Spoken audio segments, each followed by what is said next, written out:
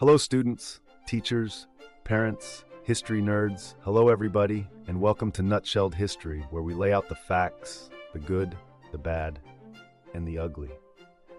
Today we're going to continue our medieval and early modern world history series by looking at what was the Renaissance. Don't forget that there's a link for a fill-in-the-blank worksheet in the description.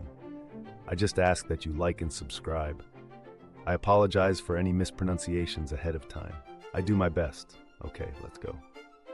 In the Middle Ages, life for most Europeans revolved around the manor and the church. By the 1300s, that order was changing. The feudal order breaks down.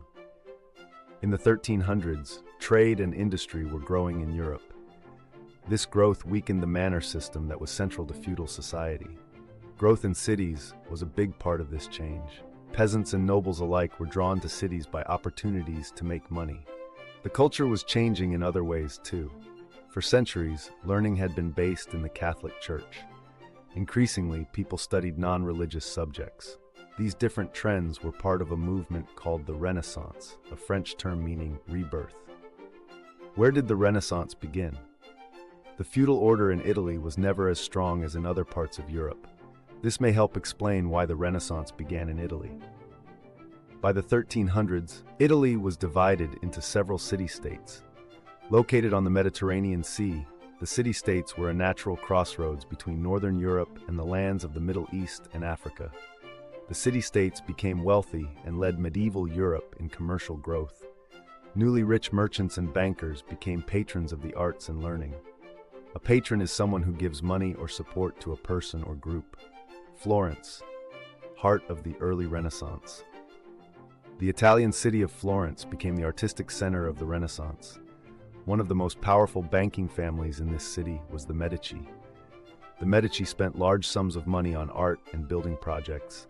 Other Florentine merchants and groups also supported the arts. Florence became a showcase of Renaissance art and architecture. In the Middle Ages, people focused on God and faith. During the Renaissance, people began to study human beings and the world. This thinking led to new ideas: humanism, secularism, and individualism. Humanism was a movement based on the study of classical works of ancient Greece and Rome. Secularism was a movement that focused on matters of life other than religion. Individualism stressed the importance, worth, and ability of the individual. During the Renaissance, scholars throughout Europe were drawn to Italy. They took the ideas of the Renaissance back to their home countries. As the ideas spread, Northern Europe became an important center of humanist scholarship. Northern scholars sought to use the new learning to bring about reforms in the Catholic Church and in society.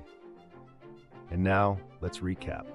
In the Middle Ages, life revolved around the manor and church, but by the 1300s, feudalism was falling apart faster than a medieval roof during a rainstorm. Trade in cities boomed, luring peasants and nobles away from their manorial obligations with the promise of cash and city life.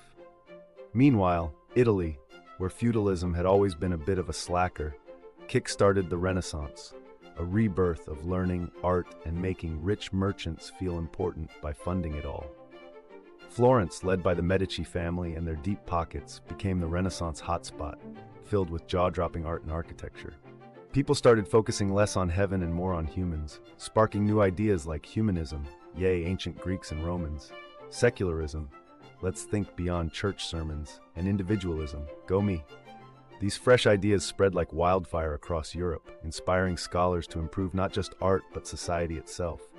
Talk about a glow-up. There you have it, folks. That is what was the Renaissance nutshelled. Thanks for stopping by Nutshelled History. Don't forget to smash those like and subscribe buttons for me so that this channel can be reborn. See y'all next time on Nutshelled History.